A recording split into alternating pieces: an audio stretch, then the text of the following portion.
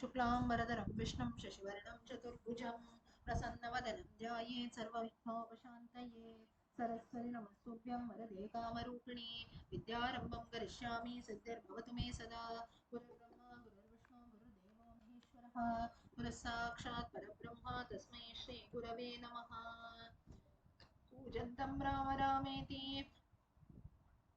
मधुरं मधुराक्षरम् आरुह्य कविताशाखां वन्दे वाल्मीकिकोकिलं वाल्मीकिर्मुनिसिंहस्य कवितावनचारिणः शृण्वन् रामकथानादं को न याति परां गतिम् यः पिबन् सततं रामचरितामृतसागरम् अतृप्तस्तं मुनिं वन्दे प्राचेतसमकल्मषम् गोष्पदीकृतवाराशिं वशकीकृतराक्षसम् रामायण महामाला रत्नं वन्दे नीलात्मजम् अञ्जनागर्भसम्भूतं जानकी शोकनाशनं कपीशमक्षहन्तारं वन्दे लङ्काभयङ्करम् उल्लङ्घ्य सिन्धो सलिलं सलीलं यशोकवह्निं जनकात्मजायाः आदाय तेनैव ददाह लङ्कां नमामि तं प्राञ्जलिराञ्जनेयम् आञ्जनेयमदिपाटलाननं काञ्चनाद्रिकमनीयविग्रहं पारिजाततरुमूलवासिनं भावयामि पवमाननन्दनं यत्र यत्र रघुनाथकीर्तनं तत्र तत्र कृतमस्तकाञ्जलिं बाष्पवारि परिपूर्णलोचनं मारुतिं नमत राक्षसान्तकं मनोजवं मारुततुल्यवेगं जितेन्द्रियं बुद्धिमतां वरिष्ठं वातात्मजं वानरयूथमुख्यं श्रीरामदूतं शिरसा नमामि वैदेही सहितं सुरद्रुमतले हैमे महामण्डपे मध्ये पुष्पगमासने मणिमये वीरासने सुस्थितम् अग्रे वाचयति प्रभञ्जनसुते तत्त्वं मुनिभ्यः परम् व्याख्यान्तं भरतादिभिः परिवृतं रामं भजे श्यामलं नमोऽस्तु रामाय स लक्ष्मणाय देव्यै च तस्यै जनकात्मजायै नमोऽस्तु रुद्रेन्द्रयमानिनेभ्यः नमोऽस्तु चन्द्रार्कमरुद्गणेभ्यः जानकीकान्तस्मरणं जय जय राम राम आञ्जनेय महाराज की जय.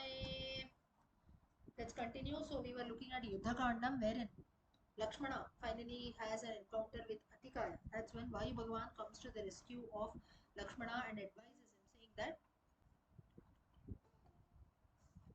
this Atikaya has got a boon from Brahma, so therefore you have to kill him by using the Brahmastra, missile of Brahma.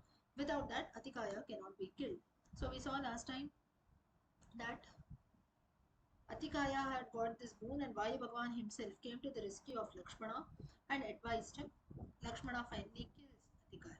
Tam brahmanosrena niyujya chape sharam supunkham yamadutakalpam सौमित्रिरिन्द्रारि सुतस्य तस्य ससर्जबाणं युधि वज्रकल्पम्. Lakshmana finally releases the arrow which looks like a Vajrayudham on Atikaya, who is a son of Ravana. Now Ravana is extremely worried because he had lost many of his important soldiers, many of his sons now. तं न पश्याम्यहं युद्धे योध्य रामं स लक्ष्मणं नाशयेत् सबलं वीरं स सुग्रीवविभीषणम्. Here now Ravana is a bit worried and he thinks that I don't think there is any demon in my army who can actually defeat Rama Lakshmana, who are accompanied by Sugriva, Vibhishana and many other monkeys. Aho subalavan Ramo mahadastra balam chavai yasya vikramamasadya rakshasani dhanam gataha. Here Ravana also appreciates the strength of Rama, saying that how powerful, how strong Rama is, that he could defeat so many demons who could not even be approached by anyone till date, but finally Rama has done this. So little now Ravana is also confused. Finally what happens is, looking at the worries of his father, Indrajit comes to battle and he just directly shoots a Brahmastra. He causes immense damage on the Vanara army, and now what happens is, now Indrajit here, he does not follow dharma of, that is Yuddha dharma. Now there are certain, it's not that Brahmastram you feel and you can use it the way you want. Certain rules have to be followed. But Indrajit did not do that. He directly goes, he shoots a Brahmastram on the Vanara army, many Vanara soldiers they fall down dead. And now he is very happy. He returns back to Lanka and tells the same thing to Ravana that many people are dead now. Now you don't have to worry. And he takes a vow of killing both the brothers Rama and Lakshmana. ततस्तु राजानमुदीक्षदीनं शोकार्णवेशं परिपुप्लुमानं रथर्षभो राक्षसराजसूनुः तमिन्द्रजिद्वाक्यमिदं बभाषे. Seeing his father Ravana being plunged in sorrow, Indrajit takes a vow that I will kill both Rama and Lakshmana. Vashat pashyadya Ramam saha Lakshmanena madbana विकीर्णदेहं गदायुषं भूमितले शयानं शरैषितैराचितसर्पगात्रम्. He assures his father Ravana that you will see both Rama and Lakshmana dying with their bodies dead on the floor. This is my promise to you. स तु दृष्ट्वा विनिर्यान्तं बलेन महतावृतं राक्षसाधिपतिः श्रीमान् रावणः पुत्रमब्रवीत्. Ravana had a lot of confidence on Indrajit and saying that yes, definitely you will be able to do this. त्वमप्रतिरतः पुत्र त्वया वै वासमोजितः किं पुनर्मानुषं दृश्यं निहनिष्यसि राघवम्.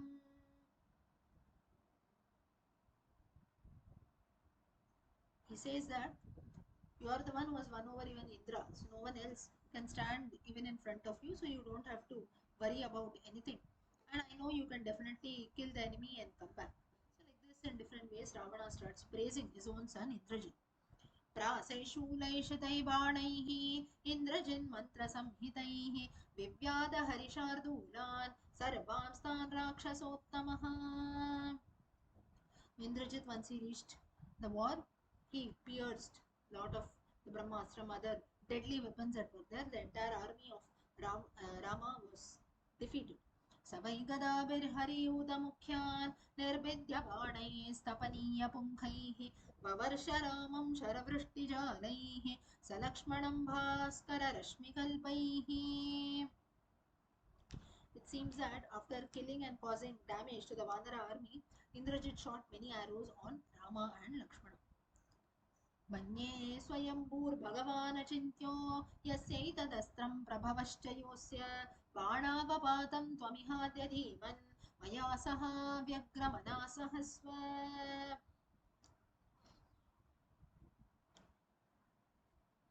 Rama tells Indrajit that, or he thinks in his mind that, oh, this Indrajit today is hurling the Brahmastram at me. Brahmastram, who is the lord of the universe, Brahma, the creator. आवां तु दृष्ट्वा पतितौ विसंज्ञौ निवृत्तयुद्धौ हतरोषहर्षौ ध्रुवं प्रवेक्षत्यमरारिवासम् असौ समासाद्य रणाग्र्यलक्ष्मी. He tells that Rama feels that Rama tells Lakshmana that seeing both of us fallen down, Indrajit will become very happy, convey the happy news to Ravana, and he'll return back to Lanka. And here, finally, what happens is, finally, Indrajit, he shoots the missile at Lakshmana, and Lakshmana falls down dead. सुग्रीवमङ्गलं नीलं शरभं गन्धमादनं गवाक्षं च सुषेणं च वेगदर्शिनमेव च मैन्दं नलं ज्योतिर्मुखं द्विविधं पनसं तथा विभीषणौ हनूमांश्च ददृशा ते हतारणान्. Now Vibhishana and Hanuman, they saw that many monkeys were attacked during Indrajit's hurl of the Brahmastra. Who were they? Sugriva, Angada, Neela, Sharaba, Gandhamadana, Gavaksha, Sushena, Vegadarshi, Mainda, Nala, Jyoti, Mukha, Dvivida. All of them were struck down on the battlefield. Vibhishana and Hanuman were a witness to this. सप्तषष्टिर्हताः कोट्यो वानराणान्तरस्विना अन्धः पञ्चमशेषेण वल्लभेन स्वयंभुवः. You can see Saptashashti, 67 koti, 67 crores of monkeys were struck by the Brahmastra shot by Indrajit in the fifth and the last period of the day. Now, what is this? The calculation is given in the screen. 12 hours of a day are generally divided into 5 parts, or it's called as ghatikas. This is nothing but time calculation as per our Shastras. 6 ghatikas is 2 hours 24 minutes each. That's a calculation. Prataha, early morning. Then Sangave, 4 before noon. Madhyanaha, midday. Aparanaha, afternoon. Shayanaha, evening. So this is how 5 periods. The day is divided, 12 hours of a day are divided into 5 parts. Prataha, Sangave, Madhyane, Aparanha and Sayanha. Early morning, forenoon, midday, afternoon and evening.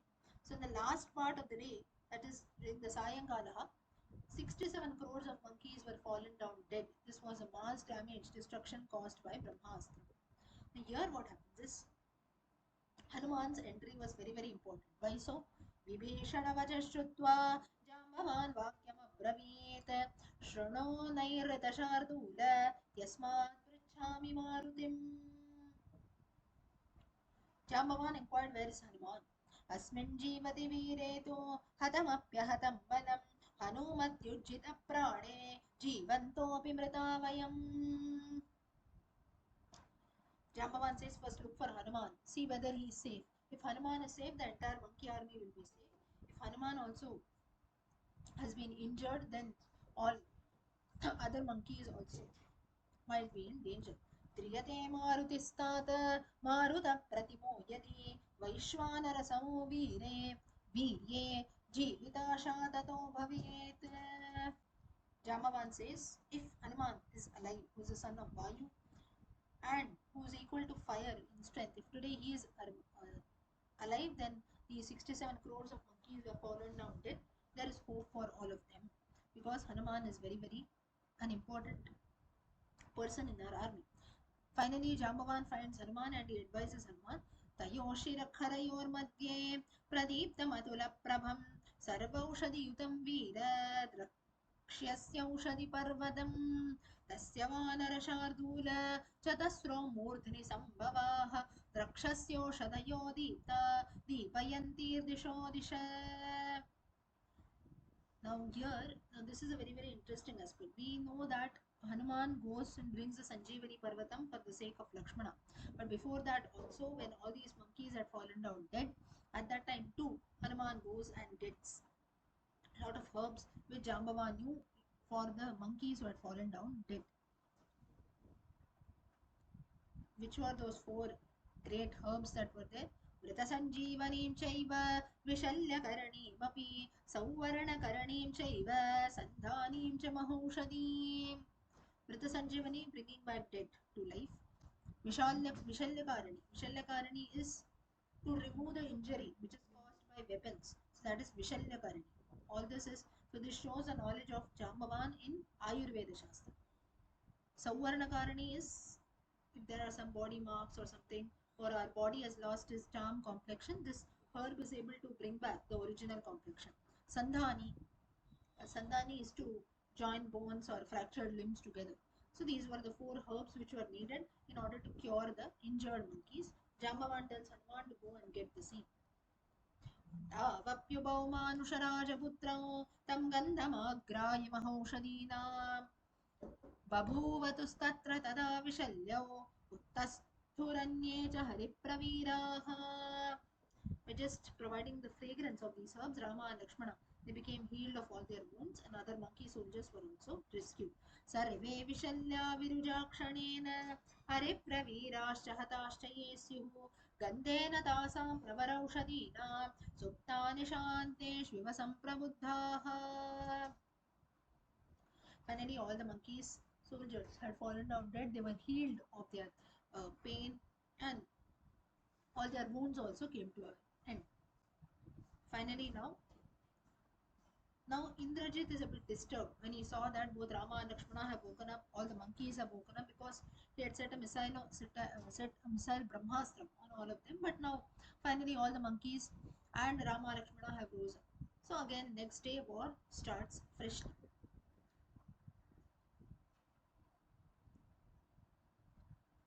Now just a gist of Asuras killed by various soldiers, including Rama and Lakshmana and the monkey leaders.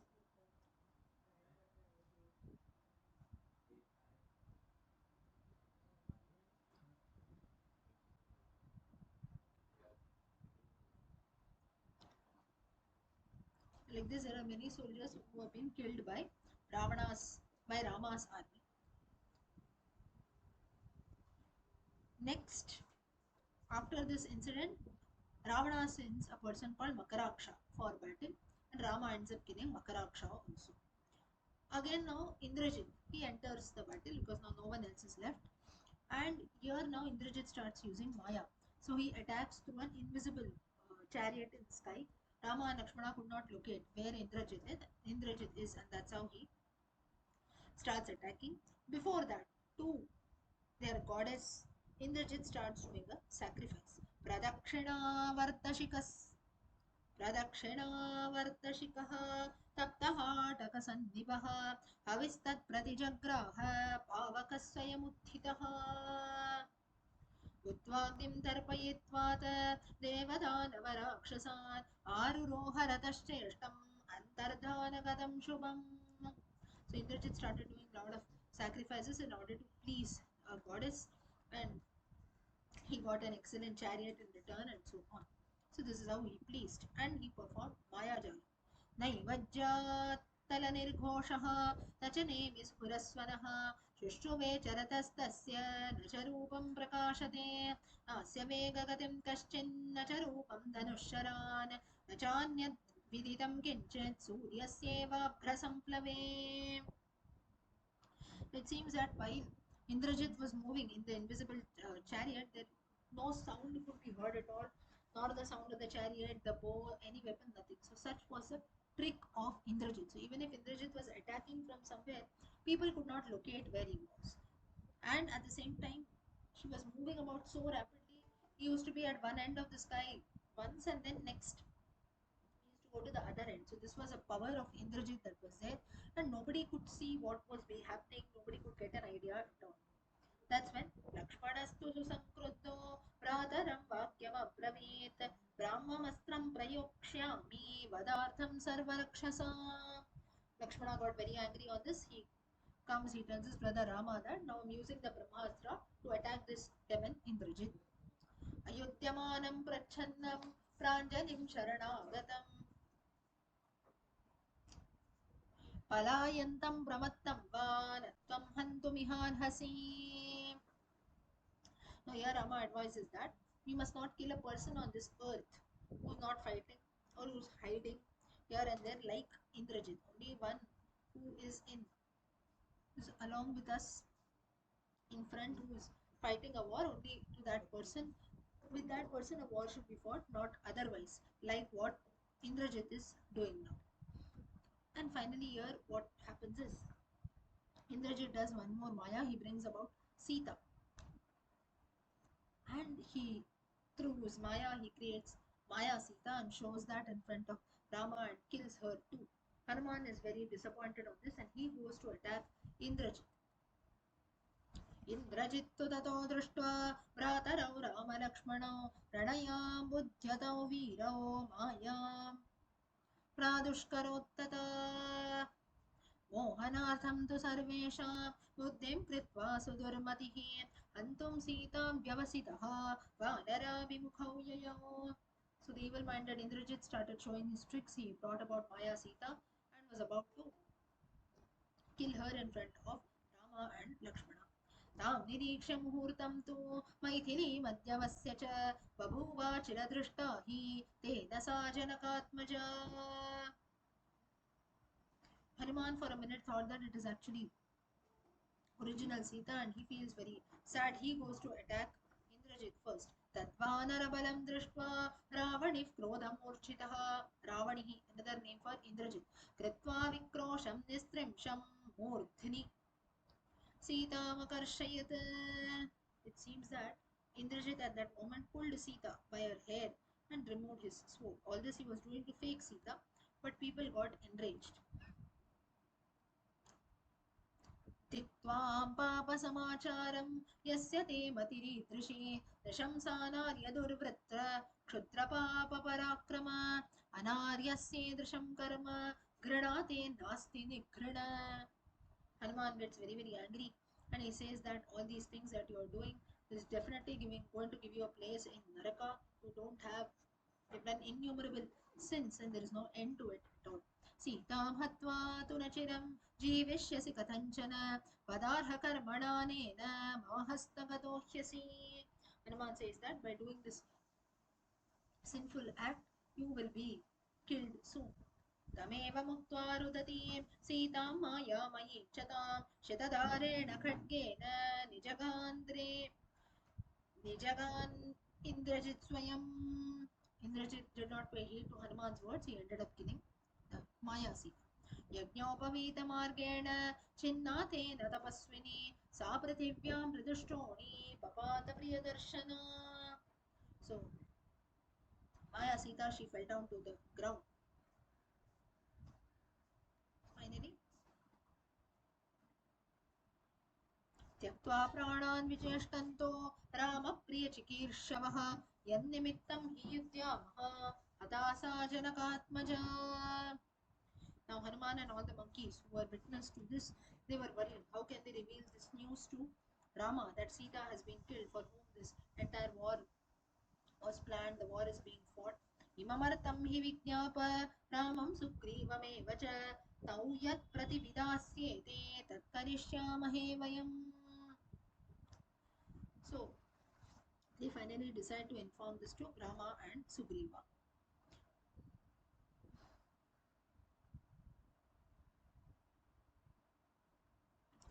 Hearing this news, Rama faints and falls down. Lakshmana gets very angry and he tells Rama that I told you previously that Brahmastra should have been shot on Indrajit, but you stopped me, and that's the reason today Sita has been killed. यद्यधर्मो भवेद् भूतो रावणो नरकं व्रजेत् भवांश्च धर्मसंयुक्तो नैवं व्यसनमाप्नुयात्. कस्य च व्यसनाभावाद् व्यसनं चागते त्वयि धर्मो भवत्यधर्मश्च परस्परविरोधिनो.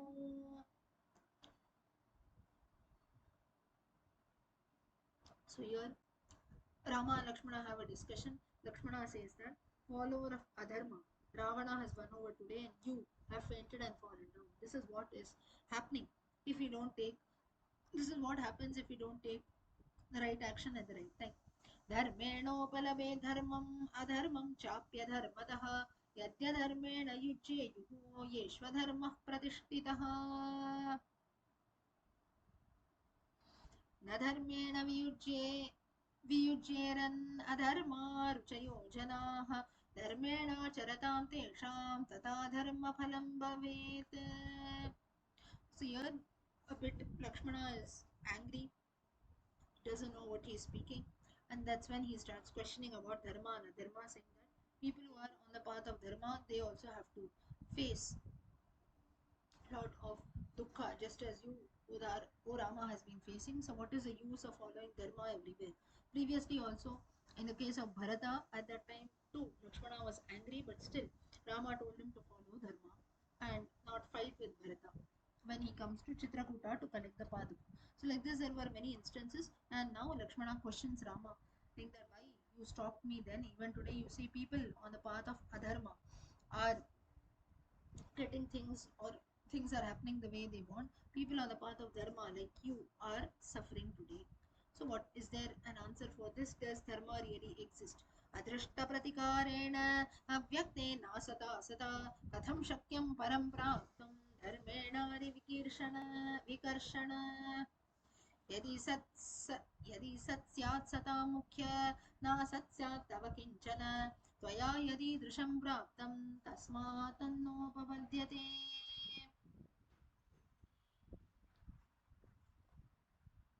Here Rama says that if dharma really existed, then no evil would have come upon you. Today you would have not fainted and fallen down. If being on the path of dharma also such a calamity has come, then I definitely doubt if dharma really exists. So this was the question which Lakshmana is asking Rama, and he finally says that you give up upon dharma, you don't tell to follow Raja Dharmam, Yuddha Dharmam, and so on. Whenever an army comes and is about to cause us harm and trouble, let us attack him. अथवा दुर्बलः क्लीबः बलं धर्मोऽनुवर्तते दुर्बलो ऋतमर्यादः न सेव्य इति मे मतिः. बलस्य यदि चेत् धर्मः गुणभूतः पराक्रमैः धर्ममुत्सृज्य वर्तस्त्व यथा धर्मे तथा बले. He says that whenever balam or strength has to be shown, even at the cost of giving up dharma, we must definitely do it. This is what Lakshmana feels. Now here, This doesn't mean that Lakshmana did not know what is dharma or what is correct, but in this series of situations he feels that he should have definitely uh, fought with Indrajit and hurled the Brahmastram at him then. If that had happened, then today Sita also would have been alive. The incidents of Maya, Sita, and things like that would have never happened. अधर्म संश्रदो धर्मः विनाशयति राघव सर्वमेतद्यथा कामं काकुत्स्थकुरुते नरः मम चेदं मतं तात धर्मोऽयमिति राघव धर्ममूलं त्वया छिन्नं राज्यमुत्सृजता तदा. He tells Rama that you're talking about dharma, you talked about this, you talked about that. Don't fight with someone who's not in front of you. Don't fight with someone who is doing Maya, who's not fighting with us on ground level. Things like that you told me, but what has happened today, you yourself can see. अर्थेन हि विमुक्तस्य पुरुषस्याल्पचेतसः विच्छिद्यन्ते क्रिया सर्वा ग्रीष्मे कुसरितो यथा सोऽयमर्थं परित्यज्य सुखकामः सुखैधितः पापमारभते कर्तुं तथा दोषः प्रवर्तते. He says that further Lakshmana is still continuing. He says always just following dharma will never help. Whenever needed, actions too have to be taken. यस्यार्थास्तस्य मित्राणि यस्यार्थास्तस्य बान्धवः यस्यार्थाः स पुमाल्लोके यस्यार्थाः स च पंडितः. He tells that it is wrong always to give up all kinds of riches. You did that. Someone told you that you had done nothing wrong. People told you to leave the kingdom. You did that. Today again, whenever we had to follow or whenever we had to fight with Indrajit and save Sita, at that time also you stopped me from using Brahmastra. So under the name of Dharma, every time you told me to stop and we alone are suffering. यस्यार्थः स च विक्रान्तः यस्यार्थः स च बुद्धिमान् यस्यार्थः स महाभागः यस्यार्थः स गुणाधिकः. So Lakshmana here says that only a person who has riches and wealth, that person is respected, he is highly fortunate, he is very mighty, and so on. यस्यार्था धर्मकामार्थाः तस्य सर्वं प्रदक्षिणम् अधनेनार्थकामेन नार्थशक्यो विचिन्वता. Says that to a person who has all kinds of treasures and wealth, people give respect to such a person. But one like us who has been banished from the kingdom, and still if we are following dharma also, then it's not possible to attain wealth at all. हर्षः कामश्च दर्पश्च धर्मः क्रोधः शमोदमः अर्थादेतानि सर्वाणि प्रवर्तन्ते नराधिप. If wealth is there, things like pride, virtue, peace, everything follows. This is what Lakshmana tells. So Lakshmana, why does he speak all this? He is very much sad and frustrated seeing the killing of Sita, how the fake killing of Sita was done by Indrajit. Of course, they don't know that it is Maya Sita. So all this, Lakshmana at this point talks to Rama. Now here, Vibhishana listens to all this and he comes and removes the confusion that was there and tells them this is nothing but the Maya or the trick of Indrajit. We don't have to worry. Sita is safely present in Ashokavatika. And that's when Vibhishana he asks Rama to send Lakshmana to a Parvata called Nikumba Parvatam, which was also called as Nikumbila. There, Indrajit is still doing a sacrifice to attain more powers and more tricks of Maya. So therefore, Vibhishana asks Rama to send Lakshmana. Now, why Lakshmana was being sent is Indrajit had got a boon that only a person who has not slept for many years could kill Indrajit. This was a boon which he had got. So Lakshmana, during Vanavasam period, he was the one who had not slept at all. So he was fit to kill Indrajit. Finally, Lakshmana reaches Tikumbila with the Vanara army, and Rama here he asks a question to Vibhishana that why you are urgently asking Lakshmana to reach Nikumbila Parvatam. Can't we wait till tomorrow for Suryodayam to happen? So that's when Vibhishana says that the sacrifice which he is doing to Nikumbila has to be stopped immediately, otherwise he will attain all the powers, and that's when to defeat them. And due to that, to defeat Indrajit would become very, very difficult. तेन वीरेण तपसा वरदानात् स्वयंभुवः अस्त्रं ब्रह्मशिरः प्राप्तं कामगाश्चतुरङ्गमाः. Vibhishana tells that Indrajit has obtained a weapon called Brahmashiras, and because of this, the horses and all the weapons, chariot, everything that he has will move according to his will. So Brahmashiras is a weapon which is one level higher than Brahmastram also. Now Brahmashiras was also used by Abhimanyu during the Mahabharata war. Abhimanyu Arjuna. The same Brahmashiras is used by Indrajit also. स एष सह सैन्येन प्राप्तः किल निकुम्बिनां यद्युत्तिष्ठेत् कृतं कर्म हतान् सर्वांश्च विद्धिनः. Vibhishana says that if Indrajit successfully completes a sacrifice at Nikumbila, then know that all of us will be killed. So therefore, you have to stop this sacrifice anyhow today. Nikumbilam sampraptam ahudagnim chayoripuh त्वामाततायिनं हन्यात् इन्द्रशत्रो सते वदः वरो दत्तो महाबाहो सर्वलोकेश्वरेण वै इत्येवं विहितो राजन् वदस्तस्यैष धीमतः.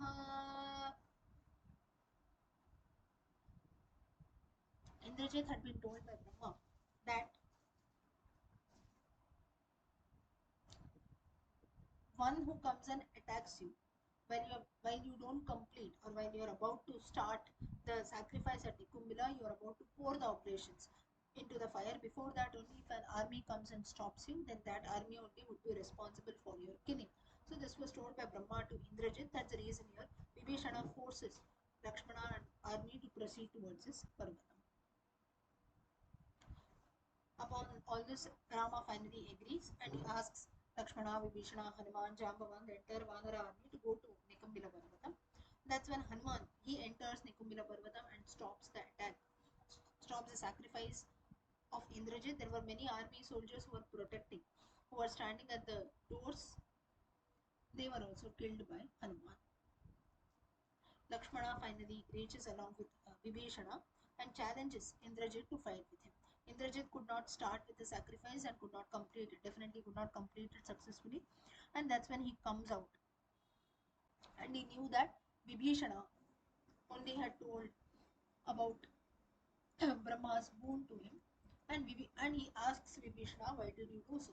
Dharmat prachyutashilam hi purusham papanishchayam yaktva sukhamavapnoti hastadashi vishamyata. Vibhishana says that I was always following the path of dharma, the same thing I am doing today too. Paraswaharane yuktam paradara vimarshakam त्याज्यमाहुर्दुरात्मानं भीष्मप्रज्वलितं तथा. So Vibhishana tells that one who takes over another's property and also touches Paradara, another person's wife, such a person should be burnt or should be killed immediately. This is what has been told. So wherever I saw that this such a thing was happening for the sake of Sita, if you were fighting a war so that Ravana can marry Sita, then definitely I must stop this incident. That's the reason I told about the tricks or about the boon that you had got from Brahma.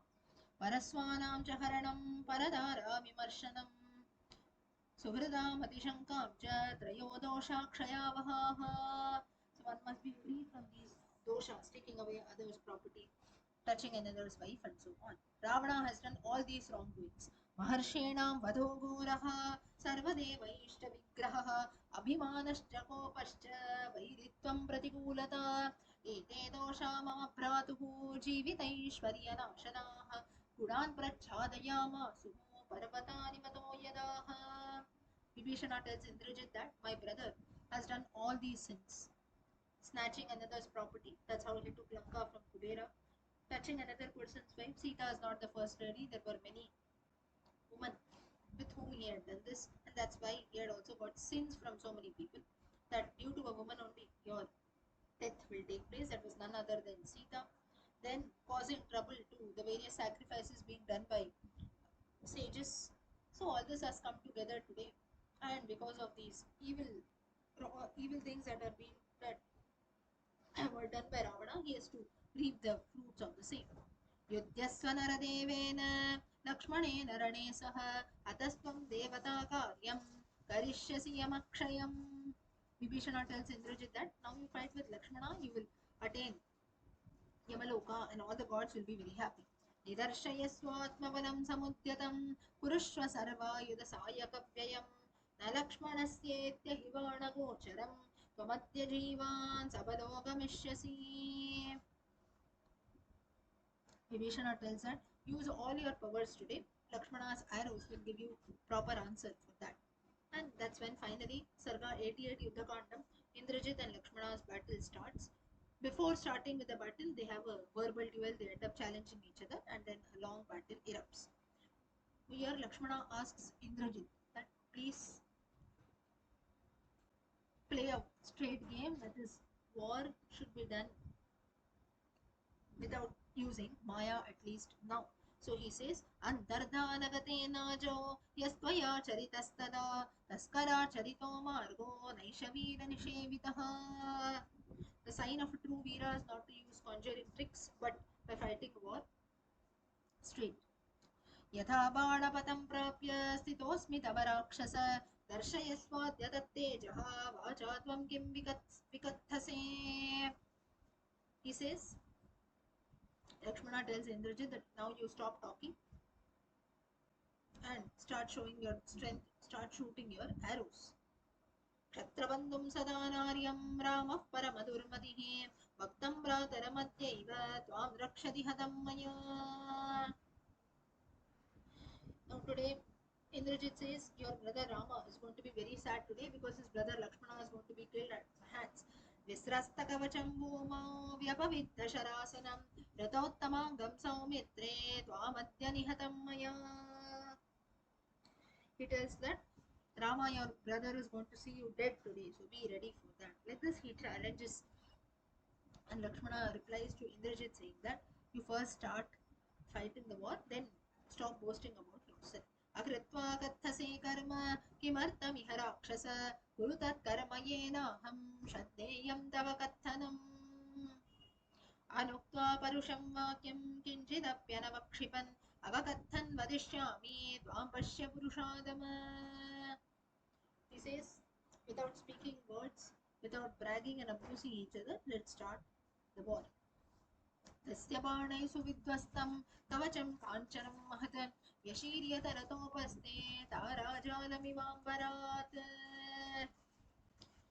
Indrajit's armor that he was wearing was crushed to pieces by Lakshmana's arrow.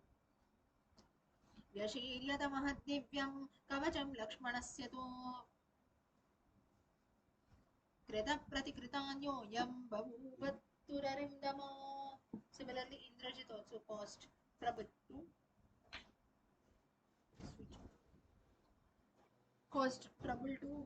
Lakshmana's armor, and that too was destroyed. So Indrajit was not that easy to fight.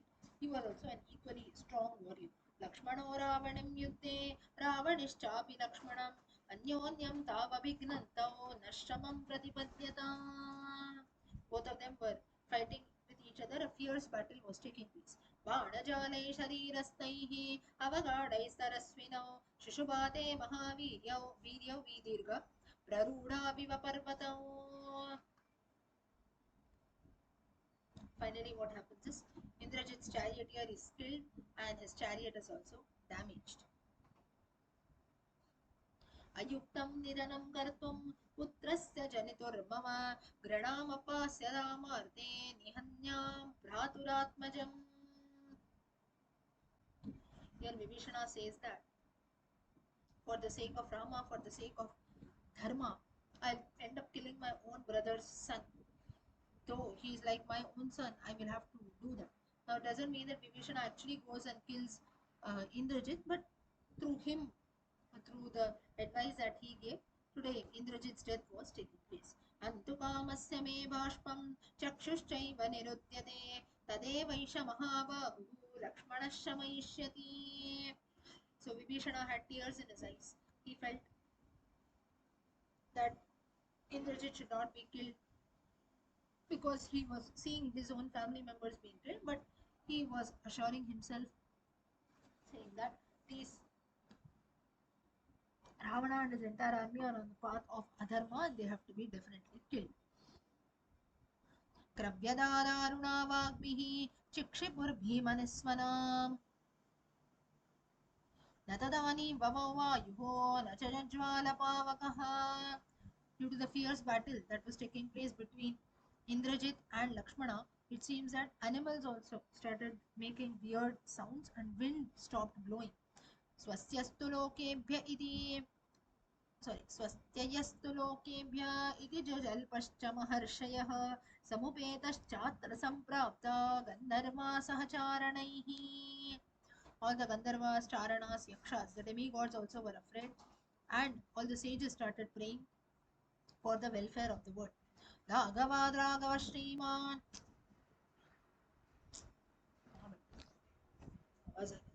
Ragavad Raghava Shriman. शिरःकायादपाहरत् सयन्तरि महातेजा हते मन्दोदरी सुतः. So the son of Mandodari, he was being son of Mandodari, Indrajit, his charioteer was killed by Lakshmana. Swayam saratyamakarot punascha dhanurasprishat tadadadbhutamabhutat tatra samarthya pashyadam yudhi. Now here, Indrajit was not an easy chap at all. When he saw that his charioteer was killed, he himself started riding his chariot and also took a bow in his hand. So he was doing a dual role here. Now here we have to note one thing. Indrajit was a great warrior. So therefore, the war that took place, Rama Ravana Yuddham is no doubt great, but the Yuddham that took place between Lakshmana and Indrajit also has to be noted because there were a lot of efforts which had to be put to bring Indrajit under one's control. Now here if you see, Vibhishana was also in a dilemma because all the soldiers who were there, they were his own family members, and he had developed feelings like here paternal, fatherly feelings for Indrajit because Indrajit was the senior most, the eldest son of Ravana through Mandodari, and right from childhood Vibhishana was close to him. But today he also joined his father on the path of Adharma, so Vibhishana had to give up on Indrajit also. Now here Lakshmana here had to fight with Indrajit. As I told you, Lakshmana was the only person who was able to fight with Indrajit due to the various conditions that were told. Now here, why previously when Indrajit came for the first time, at that time only Lakshmana said that I will hurl the Brahmastra. But Rama stops him saying that no, it should not be done. And then what again happens is some destruction was caused, so much of not some, so much of destruction was caused by Indrajit. 67 crores of monkeys were killed, Rama Lakshmana themselves were attacked, and so on. But still, Rama stuck to the path of Dharma. So, is this correct or is this wrong? There is a question mark which arises. We saw just some time back that even Lakshmana was questioning Rama, saying that you're just talking about staying on the path of Dharma, Dharma, Dharma. But what is happening ultimately? We ourselves are suffering. A quick life learning to all of us. There are situations wherein we feel that just always being good or being on the path of dharma might be causing trouble to us. Maybe we have to put in more efforts, maybe we have to suffer at that moment, but ultimately the result will definitely be strong. Whenever we do things, say, but other way around, if we say do some wrongdoings or so, or maybe we find some shortcuts to attain success, something like that, maybe temporarily it might be happy. Or maybe some, I'll give you a simple example, easy ways of making money. Many times people tell, right, no, you give me 10 rupees, by next week I'll make it 100 rupees. All such things that we do, one fine day, maybe that once or twice you get a profit, right? But the third time when it falls down, the loss will be so much that you will not be able to digest anything. So that's when instead of that, you say, okay, instead of not doing all this, let me slowly wait for the period and not wait for quick money that takes place. So that it is all this, that 10 rupees when it becomes 100, for once or twice when it becomes, this is temporary sukham. We feel very happy. We get attracted, okay, addicted. Every time, oh, my 10 is becoming 100, I'll do it for the first time, second time, third time, fourth time. Once or twice we get, we are happy. Just as Indrajit Sukha also. He was happy for that very short period of time when all the Vanara soldiers were dead, Rama Lakshmana was injured. But the third time, what happened is, just as for the third time we might incur a loss, similarly, here Vibhishana, he put a plot, he tells Lakshmana that now you go and stop the sacrifice of Indrajit. So, whenever we go on the path of adharma or try to do something wrong, temporarily it might benefit us, but in the long run, it will always cause danger. So, here also, when Lakshmana questions Rama about dharma and adharma, Rama also has the same explanation saying that temporarily we might have to suffer, but ultimate result, all of us know Ravana and his entire army is dead. Dharma wins over adharma. So ultimately, Dharmam Satyam is only going to win.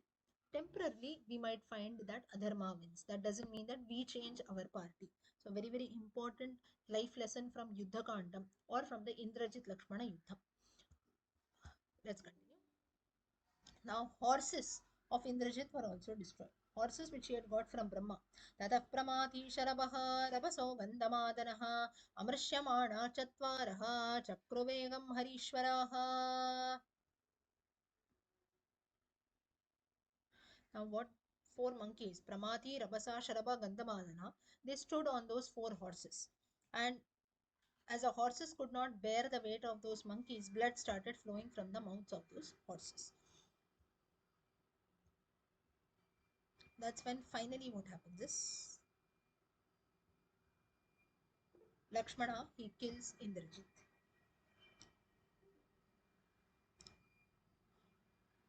Now here Indrajit, what he does, he goes back and he comes in a new chariot. Once again Lakshmana kills a charioteer now. Saraterasya charane rathino raghusattamaha shirojahara dharmatma ballena nataparvana. Now Lakshmana, he cut off the head of the charioteer this time by using an arrow called Balla. असूतास्तेहया सत्र रतमुहुरविप्लवाः मण्डलान्यभिधावन्तः तदद्भुतमिवाभवत्. But still, those four horses that were there, they didn't have a charioteer on them. They continued to ride the chariot here and there, and it seems that the chariot went about in a circular fashion because those horses were attacked. Blood was started flowing from their monkeys. They were also by those monkeys from their mouths. Blood was started flowing because of the weight of the four monkey leaders. And those horses were also in pain. They were injured. They didn't know what to do. You see, sometimes when animals, elephants, horses especially, whenever they're agitated, they just run about here and there. They don't know where they're going, right? So the same thing happened here also. ततः समरकोपेन संवृतो रावणात्मजः विभीषणं त्रिभि विभीषणं त्रिभिर्बाणैः विव्याधवदने शुभे. It seems that Indrajit at that time, he struck Vibhishana with 3 arrows. Face of Vibhishana, because Indrajit was very angry that only due to Vibhishana today all the attack is taking place on him. तस्मै दृढतरं क्रुद्धो जगान गदया हयान् विभीषणो महातेज रावणे स दुरात्मनः. Looking at this, what happened is Vibhishana is enraged and he ends up killing the horses of Indrajit. Now Lakshmana, he takes the Indrastram first to kill Indrajit. तथैन्द्रमस्त्रं सौमित्रिः संयुगेष्वपराजितं सरश्रेष्ठं धनुश्रेष्ठे विकर्षन्निदमब्रवीत्. लक्ष्मी वा लक्ष्मणो वाक्यं अर्थसाधकमात्मनः. Now Lakshmana, what he did was he took the Indrastram in his hand and he raised the same at hurled the same at Indrajit. धर्मात्मा सत्यसन्धश्च रामो दाशरथिर्यदि पौरुषे च प्रतिद्वन्द्वः तदेनं जहि रावणिम्. This was a mantra which Lakshmana used to kill Indrajit, that if Rama was very much dedicated to Dasharatha and had set the son of Dasharatha had set his mind on dharma and dharma alone, and if he has kept up his promise that he had given to Dasharatha Kaikeyi, and if there is none in this world who is equal to strength then definitely this weapon should go and kill Indrajit. Finally Indrajit falls on the ground. तच्छिरस्सरशिस्त्राणां श्रीमज्ज्वलितकुण्डलं प्रमथ्येन्द्रजितः कायात् पपातधरणीतले. Thus, cutting off the head of Indrajit, he fell down. तदरा तद्राक्षसतनूजस्य छिन्नस्कन्दं शिरो महत् तपनीयनिभं भूमौ ददृशेरुदिरोक्षितम्. Head of Indrajit was separated from his body and he fell down. Rama is very much happy to hear the news. Now here if you see Lakshmana falling down, getting attacked, and the Sanjeevani Parvatam, this reference is not given in the Yuddha Kandam. The bringing about the herbs also and the reference of Sanjeevani Parvatam is for the monkeys who have been injured. Okay? So this is a difference that is there. Let's not call it a difference. It's not there in Valmiki Ramayana. Just as we don't have the Lakshman Rekha episode also, similarly this incident is also not there. But of course it has become popular in other versions of the Ramayana. Now Rama is happy that Indrajit is killed. Adhyaham vijaya shatrau hate tasmin duratmani रावणस्य नृशंसस्य दृष्ट्या वीरत्वया रणे छिन्नो हि दक्षिणो बाहुः सहितस्य व्यपाश्रयः विभीषणहनो मद्भ्यां कृतं कर्म महद्रणे. Rama praises Lakshmana saying that you have indeed, whenever you know that you have killed Indrajit, Ravana has lost all support as if you have killed the right hand of Ravana. And the greatest support for Ravana is Indrajit alone. So this great warrior you have killed, so I am very much happy on you. And Vibhishana and Hanuman too praise Lakshmana. Now Ravana is very very angry and he takes a vow to kill Sita immediately. But he is stopped because he remembers the curse that was given to him. The minute he goes and approaches a woman without her will, he will be killed. Ravana, but still he decides to kill Sita. सपुत्रवध सन्तप्तः क्रूरः क्रोधवशं गतः समीक्ष रावणो बुद्ध्या सीतां हन्तुं व्यवस्यत. He was grieved at the death of his son and he decides to kill Sita. प्रत्यवेक्षतु तां राक्षः सुघोरो घोरदर्शनः दीनो दीनस्वरान् सर्वां सानुवाच निशाचरान्. He felt very distressed, his eyes had turned red in anger, and he said, Mayaya mama vatsena vanchanartam vanaukasam kinchideva hatam tatra Siteyamiti darshitam. My son Indrajit, he went on the path of Maya and he even showed Maya Sita. But still today he has been killed. Taridam datyamevaham karishe priyamatmanah Vaidehim nashayishyami kshatrabandhumanuvrataam. इत्येवमुक्त्वा सचिवान् खड्गमाशु परामृशत्. I will destroy Sita. Indrajit, what he did was, he showed Maya Sita, I will kill real Sita who's there in Ashokavanam. Saying so, he removes his sword.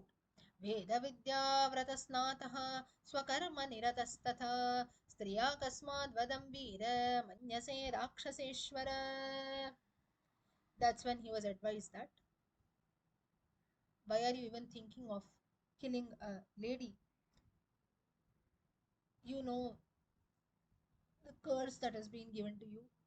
You know the various wrongdoings that you have done. You have studied the Vedas. You know the different rules that are there. You know about dharma, so this doesn't suit you.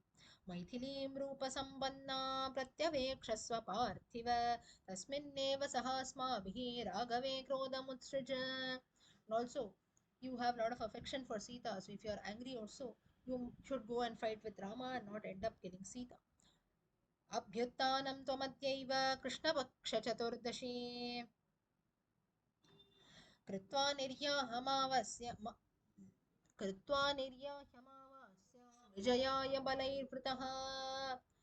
So on the Chaturdashi, the Krishna Paksha of this month, that's which falls tomorrow, his ministers say, go and fight with Rama. शूरो धीमान् रति खड्गी रथप्रवरमास्थितः हत्वा दाशरथिं रामं भवान् प्राप्स्यति मैथिलीम्. And finally, once that is done, then you can fetch Sita by killing Rama. Finally, Ravana sends few more soldiers, few more Rakshasas to fight with Rama, and single-handedly Rama ends up killing all those Rakshasas.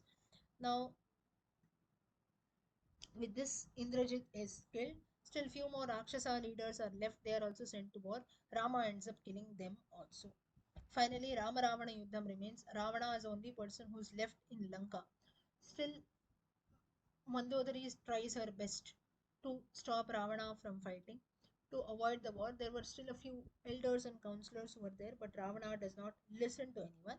Finally, Rama Ravana Yuddham takes place. So, with this, we will stop here for today. We'll start with the final Yuddham next time.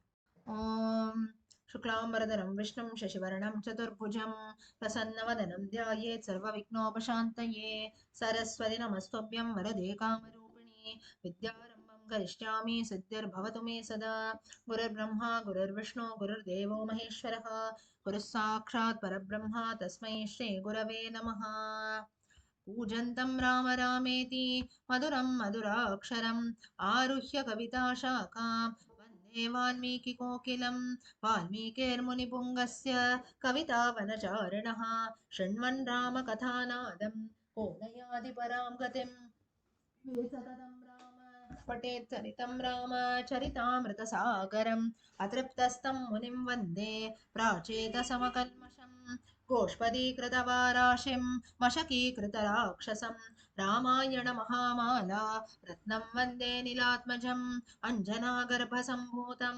जानकीशोकनाशनं कपीशमक्षहन्तारं वन्दे लङ्काभयङ्करम् उल्लङ्घ्य सिन्धो सलिलं सनीलं यशोकवह्निं जनकात्मजायाः आदाय तेनैव ददाह लङ्कां नमामि तं प्राञ्जलिराञ्जनेयम् आञ्जनेयमदिपाटलाननं काञ्चनाद्रिकमनीयविग्रहं पारिजाततरुमूलवासिनं भावयामि पवमाननन्दनं यत्र यत्र रघुनाथकीर्तनं तत्र तत्र कृतमस्तकाञ्जलिं बाष्पवारि परिपूर्णलोचनं मारुतिं नमत राक्षसान्तकम् वैदेही सहितं सुरद्रुमतले हैमे महामण्डपे मध्ये पुष्पकमासने मणिमये वीरासने सुस्थितम् अग्रे वाचयति प्रभञ्जनसुते तत्त्वं मुनिभ्यः परं व्याख्यान्तं भरतादिभिः परिवृतं रामं भजे श्यामलं नमोऽस्तु रामाय सलक्ष्मणाय देव्यै च तस्यै जनकात्मजायै नमोऽस्तु रुद्रेन्द्रयमानिलेभ्यः नमोऽस्तु चन्द्रार्कमरुद्गणेभ्यः जानकीकान्तस्मरणं जय जय राम राम आञ्जनेय महाराज की जय. Let's start. Nama Ramayana is a gist or synopsis of the entire Ramayana. How we will do is I'll chant the entire thing, then we will learn Kanda wise. Nama Ramayana is also divided into 7 Kandas, starting from Balakandam till Uttarakanda. After each Kanda, I'll also tell you the meanings of the same. It might happen that we might not be able to complete the entire thing today, so we continue next Sunday as usual, 8:30 to 9:30, same day. Okay. Those who are joined today for the first time, I have shared the group link also in the message. So ensure that you join the group so that next week also you join, you will get the audio also. Yeah. Okay. Balakandam. In case someone doesn't have the text or you want to refer something, I've shared my screen also. शुद्ध ब्रह्म परात् पर राम कालात्मक परमेश्वर राम शेषतल्प सुख निद्रित राम ब्रह्माद्यमर प्रार्थित राम चण्ड किरण कुल मण्डन राम श्रीमद्दशरथ नन्दन राम कौसल्या सुखवर्धन राम विश्वामित्र प्रियधन राम घोरताटकाघातक राम मारीचादिनिपातक राम कौशिकमख संरक्षक राम श्रीमदहल्योद्धारक राम गौतम मुनि सम्पूजित राम सुरमुनिवरगण संस्तुत राम नाविक धाविक मृदुपद राम मिथिलापुर जन मोहक राम विदेह मानस रंजक राम त्र्यंबक कार्मुक भंजक राम सीतार्पित वरमालिक राम कृतवैवाहिक कौतुक राम भार्गवदर्प विनाशक राम श्रीमदयोध्यापालक राम राम राम जय राजा राम राम राम जय सीता राम राम राम जय राजा राम राम राम जय Sita Ram. You can sing in any tune that you want, whichever tune I know a little, I am chanting in that.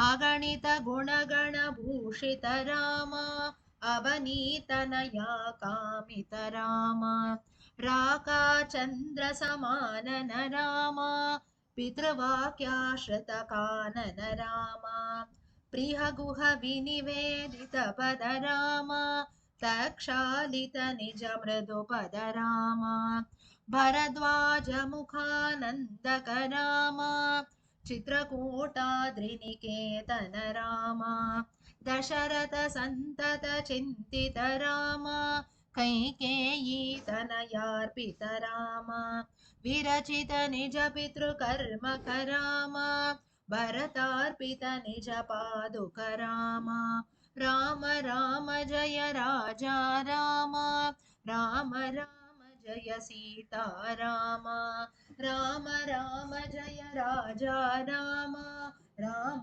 Ram जय सीता राम दंडकावन जन पावन राम दुष्ट विराध विनाशन राम शरभंग सुतीक्ष्णार्चित राम अगस्त्यानुग्रह वर्धित राम गृध्राधिप संसेवित राम पंचवटी तट सुस्थित राम शूर्पणखार्ति विधायक राम करदूषण मुख सूदक राम सीता प्रिय हरिणानुग राम मारीचातिकृताशुग राम विनष्ट सीतान्वेषक राम गृध्राधिपगतिदायक राम शबरी दत्त फलाशन राम कबंद बाहुच्छेदन राम राम राम जय राजा राम राम राम जय सीता राम राम राम जय राजा राम राम राम जय सीता राम हनुमत सेवित निज पद राम नद सुग्रीवाभीष्टद राम गर्वित वाली संहारक राम वानर दूत प्रेषक राम हितकर लक्ष्मण संयुत राम राम राम जय राजा राम राम राम जय राजा राम राम राम जय सीता राम राम राम जय राजा राम राम राम जय सीता राम कपिवर संतत संस्मृत राम तद्गति विघ्न ध्वंसक राम सीता प्राणाधारक राम दुष्ट दशानन दूषित राम शिष्ट हनुमद्भूषित राम सीता वेदित ककवन राम कृतचूडामणि दर्शन राम कपिवर वचनाश्वासित राम राम राम जय राजा राम राम राम जय सीता राम राम राम जय राजा राम राम राम जय सीता राम रावण निधन प्रस्थित राम वानर सैन्य समावृत राम शोषित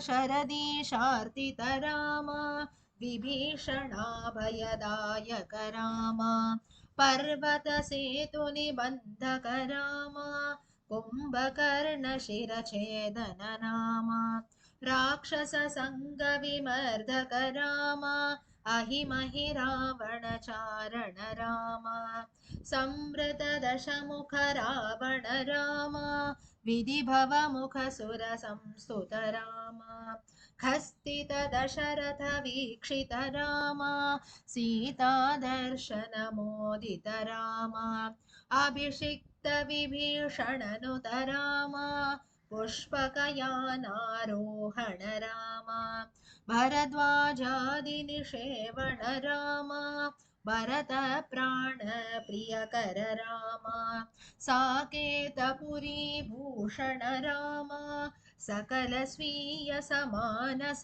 राम रत्नलसत्पीठास्थित राम पटाभिषेकालङ्कृत राम पार्थिव कुल सम्मानित राम विभीषणार्पित रङ्गक राम कीशकुलानुग्रहकर राम सकल जीव संरक्षक राम समस्त लोकोद्धारक राम राम राम जय राजा राम राम राम जय राजा राम राम राम जय सीता राम आगत मुनिगण संस्तुत राम विश्रुत दशकण्ठोद्भव राम सीता दीर्घ सीतालिङ्गन निर्वृत राम नीति सुरक्षित जनपद राम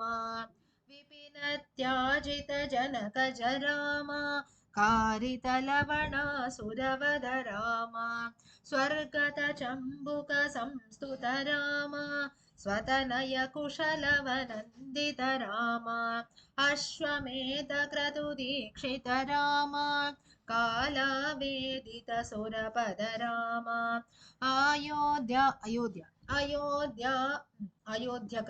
अयोध्यक जन मुक्तित राम विधिमुख विबुधानन्दक राम तेजोमय निज रूपक राम संस्कृति बन्ध विमोचक राम धर्मस्थापन तत्पर राम भक्तिपरायण मुक्तिद राम सर्वचराचर पालक राम सर्वभयामय वारक राम वैकुण्ठालय संस्थित राम नित्यानन्द पद स्थित राम राम राम जय राजा राम राम राम जय सीता राम राम राम जय राजा राम राम राम जय सीता राम. Okay.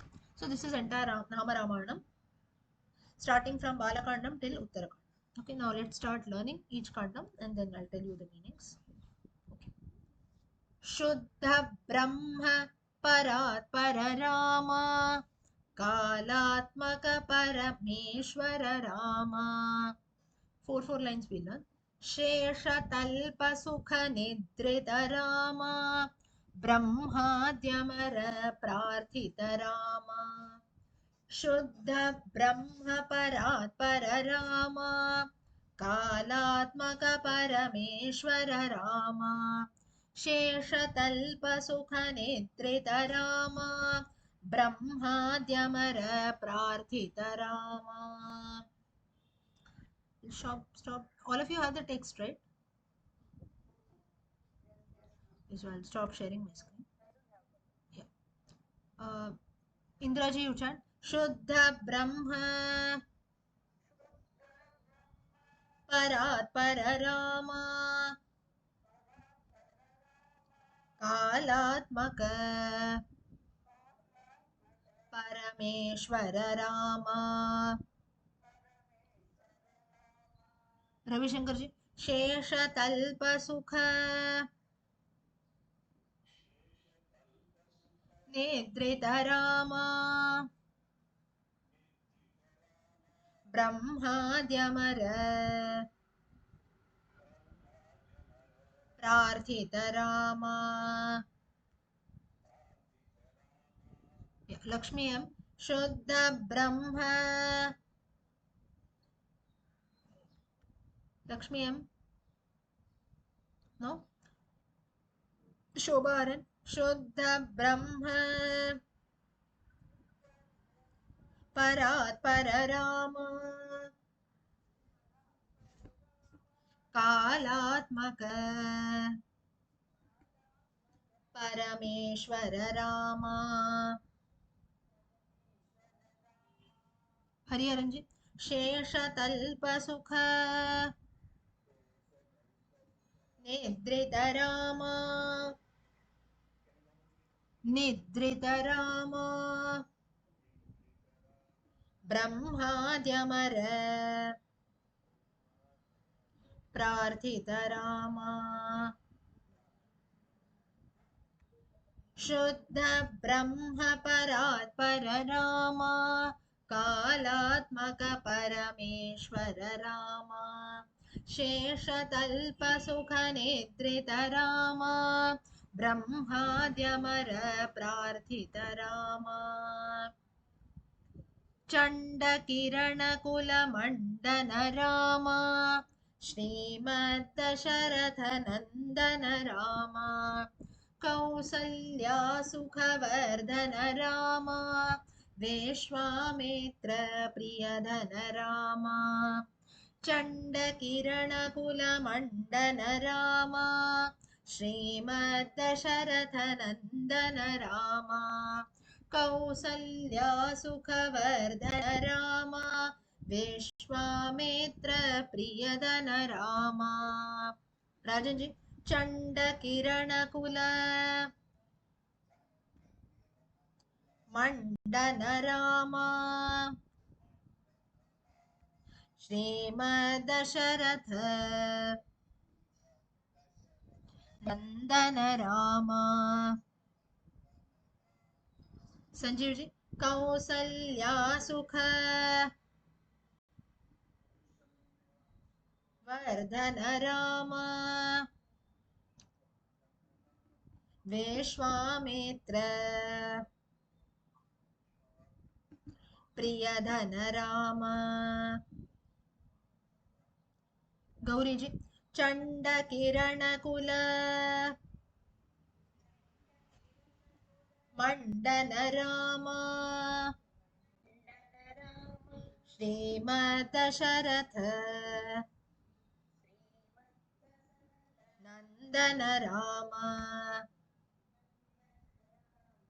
सुदासी कौसल्या सुख Vardhan Ram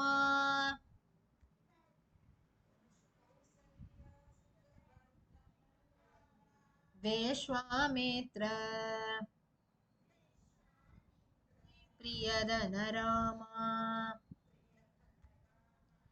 what's your name Sai Ditya I'll call you next चण्ड किरण कुल मंडन राम श्रीमद्दशरथ नंदन राम कौसल्या सुखवर्धन राम विश्वामित्र प्रियधन राम घोर ताटका घातक राम मारीचादिनिपातक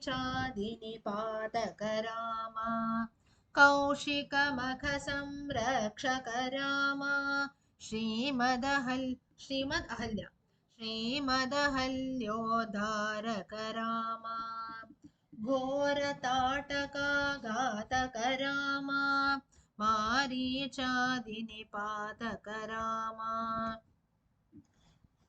कौशिक मख संरक्षक राम श्रीमदहल्योद्धारक राम दित्या घोर ताटका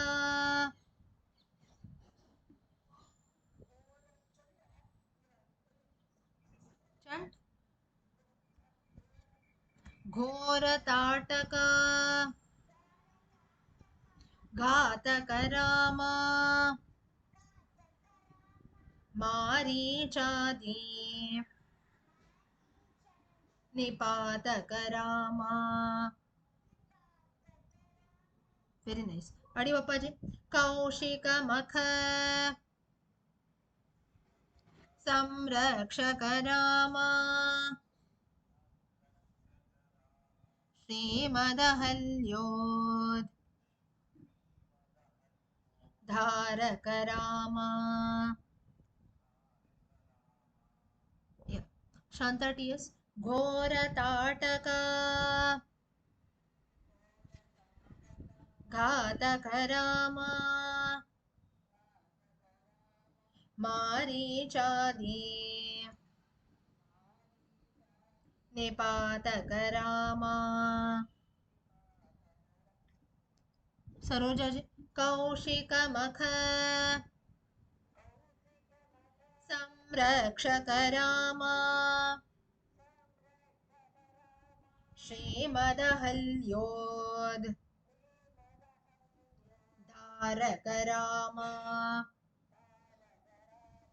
घोरताटका घातक रामा मारीचादिनिपातक रामा कौशिकमख संरक्षक रामा श्रीमदहल्योद्धारक रामा गौतम मुनि संपूजित रामा सुरमुनिवर गण संस्तुत रामा नाविक धाविक मृदुपद रामा मिथिलापुर जन मोहक रामा गौतम मुनि संपूजित रामा सुरमुनिवर गण संस्तुत रामा नाविक धाविक मृदुपद रामा मिथिलापुर जन मोहक रामा. इंदिरा जी. गौतम मुनि संपूजित रामा सुरमुनिवर गण संस्तुत रामा.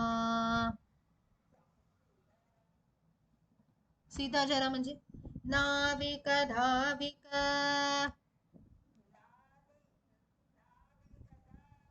मृदुपद रामा मिथिलापुर जन मोहक रामा. विजयलक्ष्मी जी. गौतम मुनि संपूजित रामा सुरमुनिवर गण संस्तुत रामा. मीरा साईनाथ. नाविक धाविक मृदुपद रामा मिथिलापुर जन मोहक रामा. गौतम मुनि संपूजित रामा सुरमुनिवर गण संस्तुत रामा नाविक धाविक मृदुपद रामा मिथिलापुर जन मोहक रामा. विदेह मानस रंजक रामा त्र्यंबक कार्मुक भंजक रामा सीतार्पित वरमालिक रामा कृतवैवाहिक कौतुक रामा विदेह मानस रंजक रामा त्र्यंबक कार्मुक भंजक रामा सीतार्पित वरमालिक रामा कृतवैवाहिक कौतुक रामा. गीता कृष्णन जी, will you chant? Yeah. विदेह मानस रंजक रामा त्र्यंबक कार्मुक भंजक रामा. वल्ली जी. सीतार्पित वर मालिक रामा कृतवैवाहिक कौतुकरामा हरिहरन एस विदेहमानस रञ्जकरामा त्र्यम्बककार्मुक भञ्जकरामा. Anyone else left out who wants to chant? Yeah, Rajeji chant. One. सीतार्पितवर मालिकरामा कृतवैवाहिक कौतुकरामा विदेहमानसरञ्जकरामा त्र्यम्बककार्मुकभञ्जकरामा.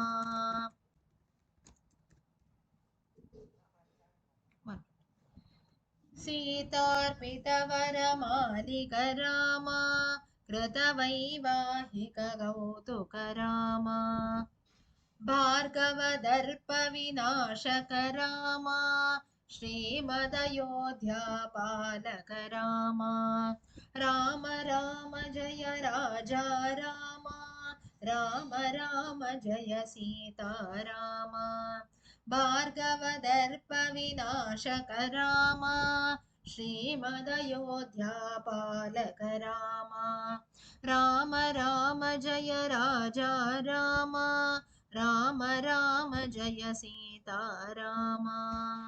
वर्षा जी. भार्गवदर्प विनाशकरामा श्रीमदयोध्या पालकरामा.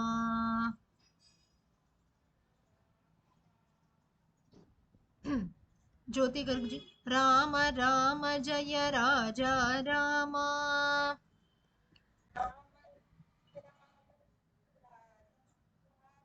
राम राम जय Sitarama.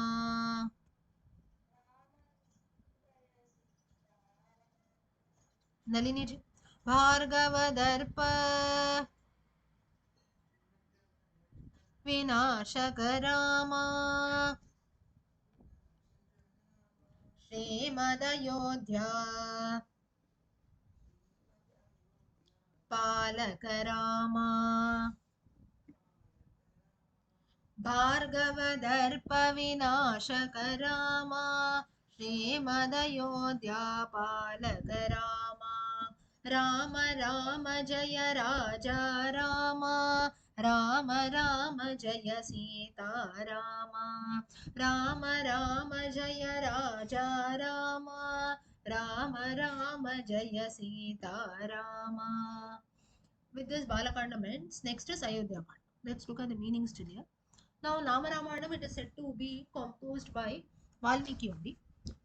Valmiki in about 108 lines to consider, covering all the 7 kandas, wherein Valmiki knew that chanting 24,000 verses of the entire Ramayana might be little difficult for people, that too not in maybe one stretch also. That's why we have Nama Ramayanam or Samkshepa Ramayanam. Samkshepa Ramayanam, first chapter of Balakandam, 100 verses covering the entire story of Rama. So like this, these different options are given. Now this doesn't mean that we don't chant the original Ramayanam comprising 24,000 verses, but when such things are given, it becomes easy. Maybe now every Saturday, maybe every day also you can chant Nama Ramayanam. Hardly it takes 15 minutes, right? So that's the reason these options were given. So in simple language, so that every common person, right from a small child and an old person can chant, that was the purpose of mainly composing this Nama Ramayana. So I'll just tell you the meanings verse wise. Now the meanings are quite easy. Most of you could have made out also. Yes. Yeah.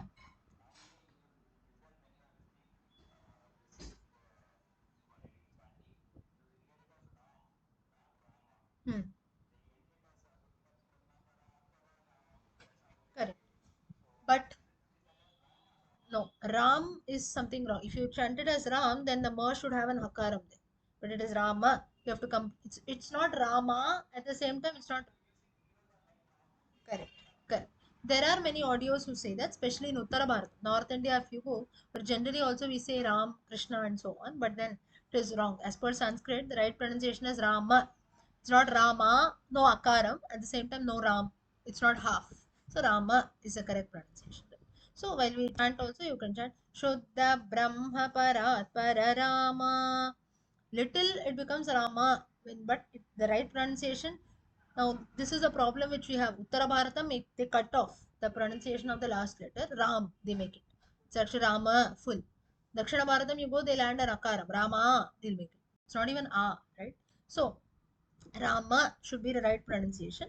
So while we chant also Shuddha Brahma Parat Pararama. Okay, let's continue. Now here first line it says Shuddha Brahman. Rama is nothing but the ultimate Brahman, ultimate reality, which is pure. There is nothing pure than Rama, it seems, or than the Lord, then the ultimate Brahman, who is Rama. Shuddha Brahma Paratpara Rama.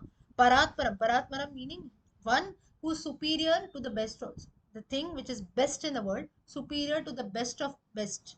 You can say the best of things is also Rama. Superior to the best of things is Rama, which is nothing but Shuddha Brahman. The ultimate pure supreme Brahman is Rama. Oh, I take now why this Rama comes in every line is I take refuge in Rama or I surrender to Rama. So that's the reason this. So that Rama, I surrender to that Rama, who is the ultimate supreme Brahman, who is a superior of the best also. Kalatmaka Parameshwara Rama, who is Parameshwara, who is the supreme Lord. Kalatmaka. Kalatmakam is nothing but who is Kalaha, nature of Kala. Nothing meaning Kalaha is time or each one's destiny that is there, who is nothing but Rama himself. So Rama is the one who rules over. Time is up when we say Kalaha. Sometimes in certain translations it also represents death, meaning person's kala is done, person's time is done.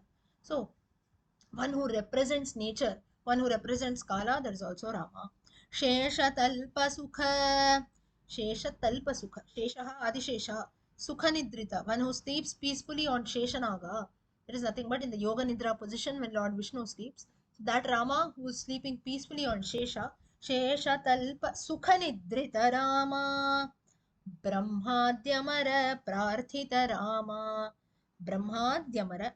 Brahmad Amara. That's how the word goes. Brahma, Lord Brahma. Amara, Brahmadi Devatas or Indradi Devatas.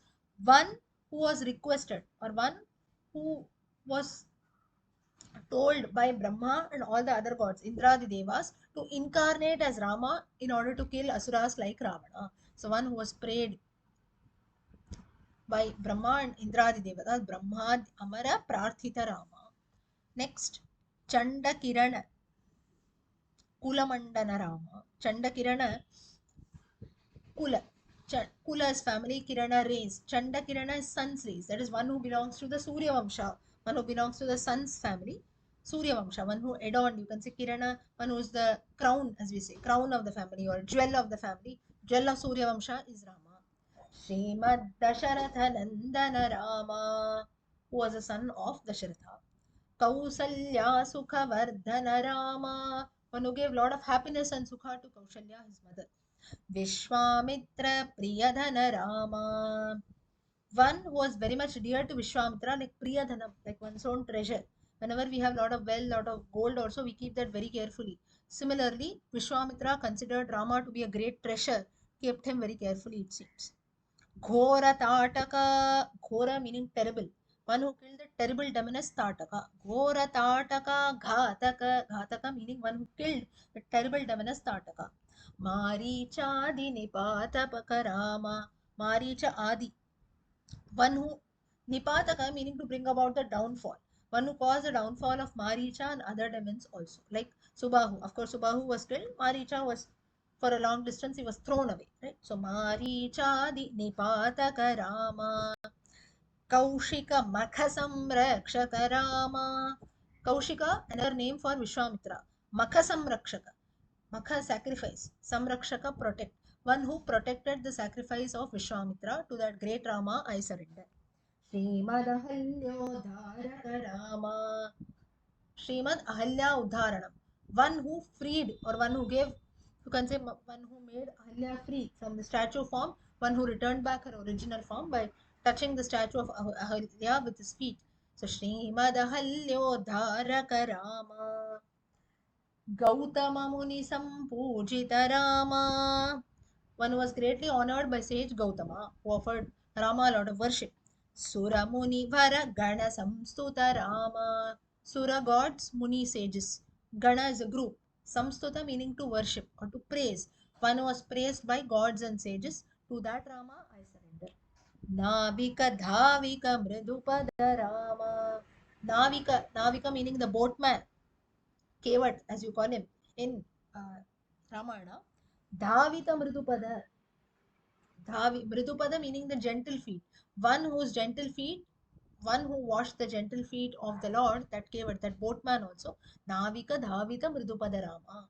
O Lord, your feet, your gentle feet has been washed by that boatman also, Kevat. Mithila Purajana Mohakarama. Mithila Puram, one who reached Mithila, Mohajanakam, one who made the people of Mithila very happy, the people who are enchanted by seeing Rama. Next, Videha Manasa Ranjaka Nama. Videha, king of Videha Desham Janaka. Manasa Ranjaka, one who made the mind of Janaka happy, one who made the mind of Videha king happy. That is nothing but Rama. Trambaka Karmuka Bhanjaka Rama. One who broke Trambaka Karmuka. Karmuka meaning bow. Trambaka, Shiva. One who broke the Shivadanusham. One who broke the bow of Shiva. Trambaka, that is Shiva. Triya Ambaka. Ambaka I, Triya 3. So, three-eyed Lord Shiva. Sitarpita Varamalika Rama. Sitarpita Varamalika. One who put the garland around the neck of Sita Devi. That is one who married Sita. That is nothing but Rama. Krita Vaivahika Kautuka Rama. Krita Vaivahika Kautuka. There were a lot of grand arrangements made for the Swayamvara of Sita, made for the Vivaham of Rama and Sita. Bhargava Darpa Vinashaka Rama. At that time, Parshurama comes. He was very angry. So his pride, that was a Darpam, Vinashaka, was cooled down by Rama. Srimadayodhya Palaka Rama. After getting married to Sita, the Lord returned back to Ayodhya, and it is said that he ruled over Ayodhya, or he stayed in Ayodhya. He took care of Ayodhya, took care of his subjects for about 10 years. That's what is said. So here, Srimad Ayodhya Palaka Rama, one who took care of Ayodhya, Palanam of Ayodhya Vanagari. That is nothing but Rama. Yeah. Next, so here Valmiki mentions, though Rama was not officially crowned as a king, the people of Ayodhya had already considered him as a king. That's the reason Srimad Ayodhya Palaka Rama, one who took care of Ayodhya like a king. Next, Ayodhya Kandam, let's learn. Could everyone follow till here? It's very nothing difficult. Yeah. Okay. Next,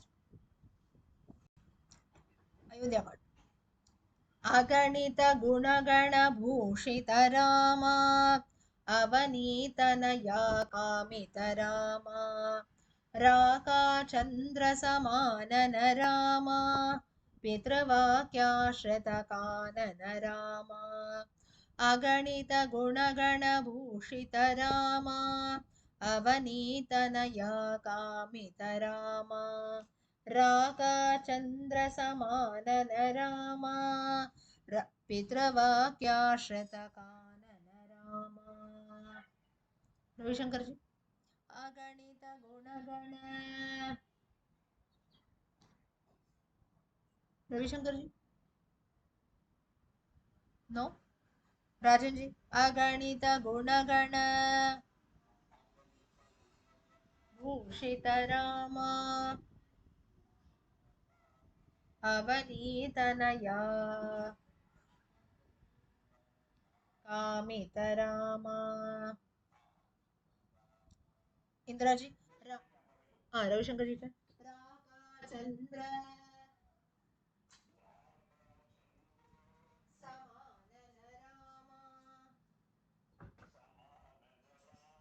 पितृवाक्याश्रित कानन रामा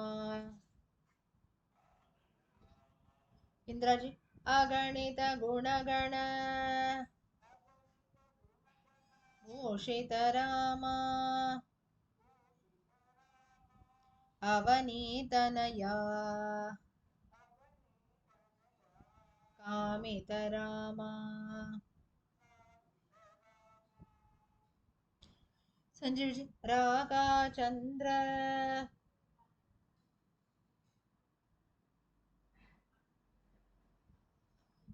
संजीव जी नो हरिहरन जी उच्चारण रागाचंद्र समानन रामा पितृवाक्याश्रित कानन रामा अगणित गुणगण भूषित रामा अवनीतनया कामित रामा रागाचंद्र समानन रामा पितृवाक्याश्रित कानन रामा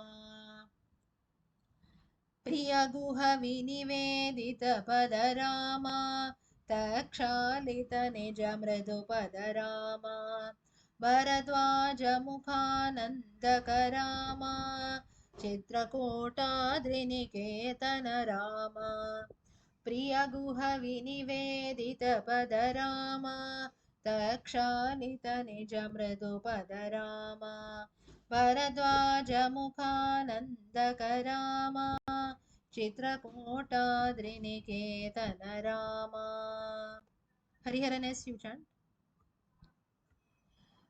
प्रियगुह विनिवेदित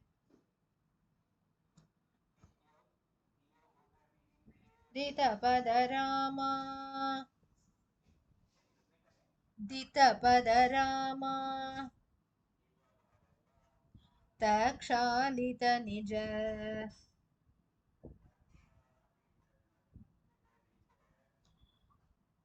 मृदुपद रामा या राजी जी भरद्वाज मुखा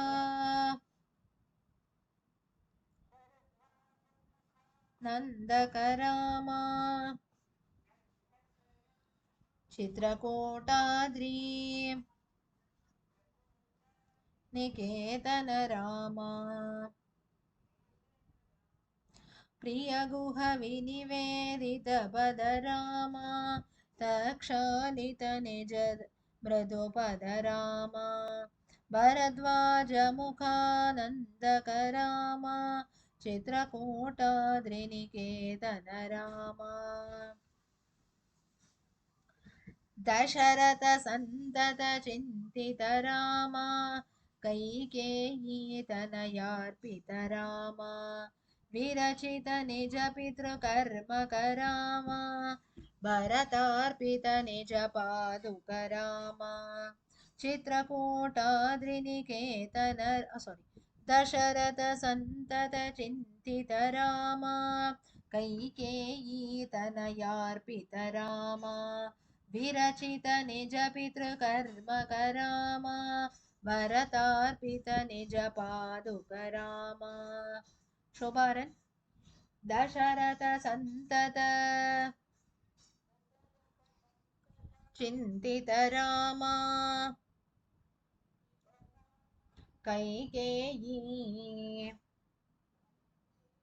तनयार्पित रामा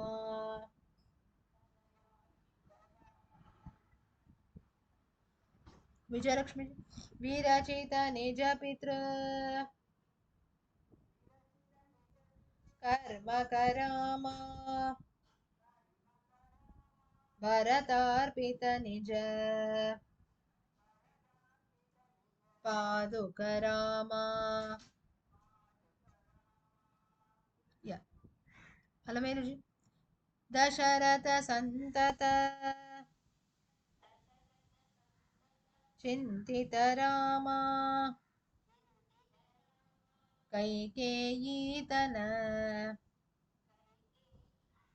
यार्पित रामा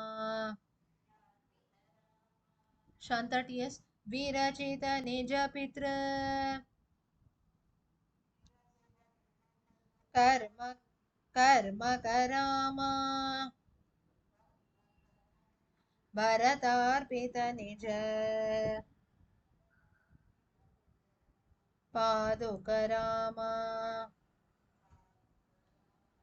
दशरथ संतत चिंतित रामा कैकेयी तनयार्पित रामा विरचित निज पितृकर्म करामा भरतार्पित निज पादुक रामा राम राम जय राजा रामा राम राम जय सीता रामा राम राम जय राजा रामा राम राम जय सीता रामा. Tell you the meanings of Ayodhya Kandam. Ayodhya Kandam ends here. Bharadwaja Mukhanandakara. Sorry. Aganita. Sorry.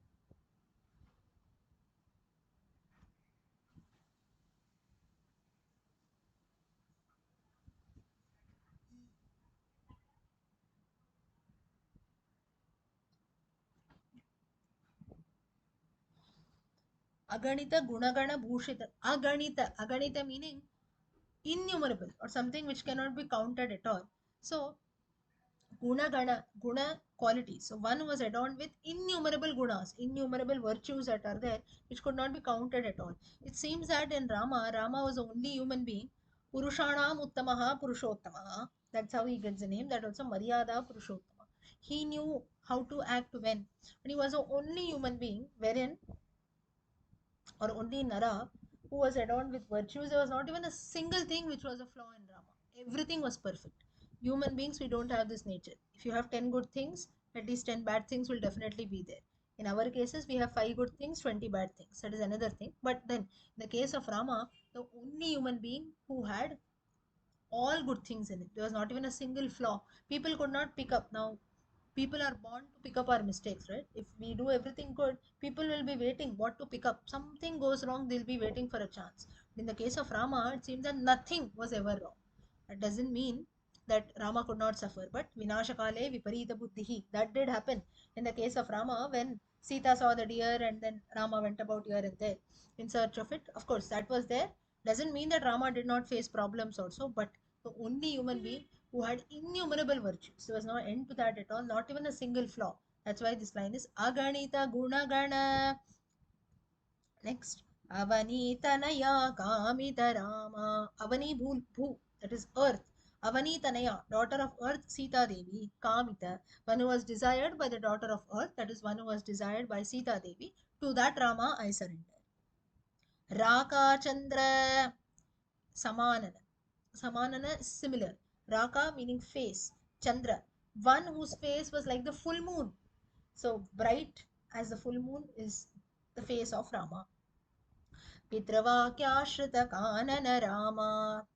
Pitravakya Ashrita. Following, listening to the words of his father, one who went to the Kananam, one who went to the forest for Vanavasam. Priya Guha Vinivedita Padarama. Priya Guha, the childhood dear friend of Guha, childhood dear friend of Rama, who was Guha, he offered help, he offered seva. He served Rama, Lakshmana, and Sita like a servant. Vinivedita Padarama, Takshalita Nija Mridupada Rama. Takshalita, Kshalita meaning to wash. Nija Mridupada. Just as Kevat the boatman washed the feet of Rama, similarly here also, Guha also washed the feet of Rama. Bharadwaja Mukhanandaka Rama. Mukhadandaka. After reaching the ashrama of Bharadwaja, Bharadwaja became very happy by seeing Rama, Lakshmana, and Sita. His face was full of happiness. So one who ensured that Bharadwaja will also become happy, to that Rama I surrender. Chitrakootadri Niketana Rama. Chitrakootadri, meaning one who made the Chitrakuta mountain as his home. Dasharatha Santata Chintita Rama. Santata always Chintita. One who was continuously thinking about his father during his Vanavasam, to that Rama I surrender. Kaikeyi Tanayarthita Rama. One who was requested by Kaikeyi Tanaya. One who was requested by the son of Kaikeyi Bharata to return back to the kingdom. But he didn't. but he didn't listen. Kaikeyi talayarthita Rama विरचित निज पितृकर्म करामा. Virachita nija pitrukarma. One who performed the last rites of his father Dasharatha. Bharatarpita nija padukarama. One who offered the paduka to Bharata. His own paduka to Bharata to keep on the throne of Ayodhya. Bharatarpita nija padukarama. With this Ayodhya Kandam ends. Next Aranya Kandam. What exactly happened in the forest? Rama decides that now it's no longer safe to stay in Chitrakuta because now the people of Ayodhya know that we are staying at Chitrakuta. Continuously they will frequently come here, disturb us and so on. The purpose of Vanavasa will not remain. So let us proceed deeper into the forest. That's when Aranya Kandam begins. Let's learn. Till here is everyone following? Yes? Okay. Yeah. Yeah. दण्डकावनजन पावन रामा तुष्टविराधविनाशन राम शरभङ्गसुतीक्ष्णार्चित रामा अगस्त्यानुग्रहवर्धित रामा दण्डकावनजन पावन रामा दुष्टविराधविनाशन राम शरभङ्गसुतीक्ष्णार्चित रामा अगस्त्यानुग्रहवर्धित रामा. अडिगोपाजी दण्डकावनजन पावन रामा दुष्टविराध विनाशन रामा. इंदिराजी शरभंग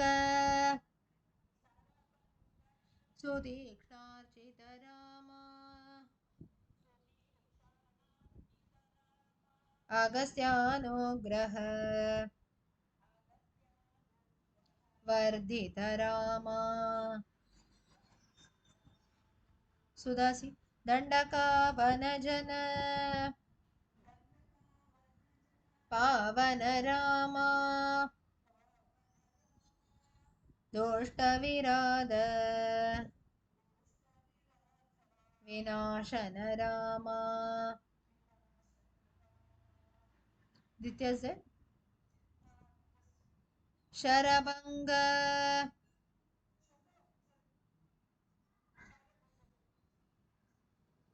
शरभंग सुतीक्ष्णार्चित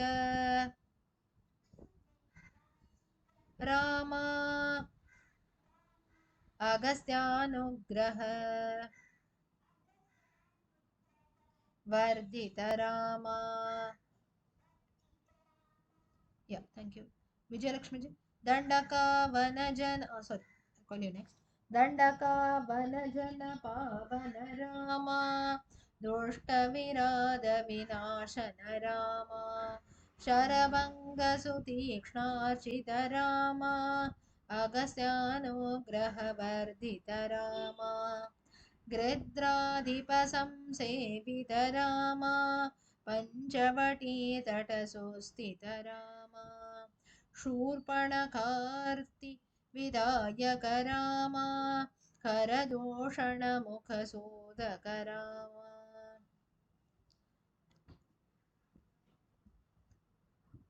गृध्राधिपसंसेवित रामा पञ्चवटीतटसुस्थित रामा शूर्पणखार्ति please note double the विधायक रामा करदूषणमुखसूदक रामा. विजयलक्ष्मी जी गृध्राधिप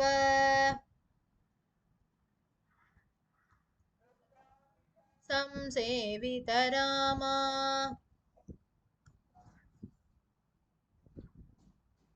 chant संसेवित रामा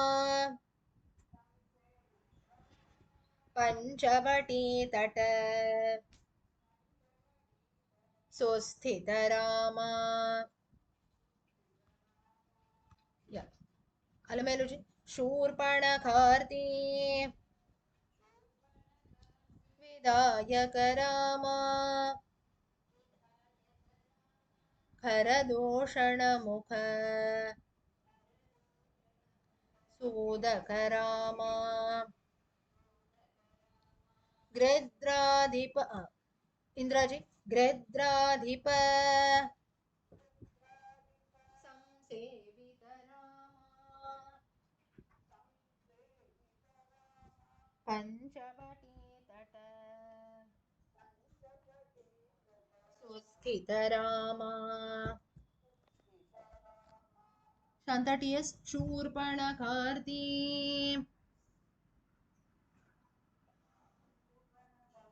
विधायक रामा खरदूषणमुख सूदक रामा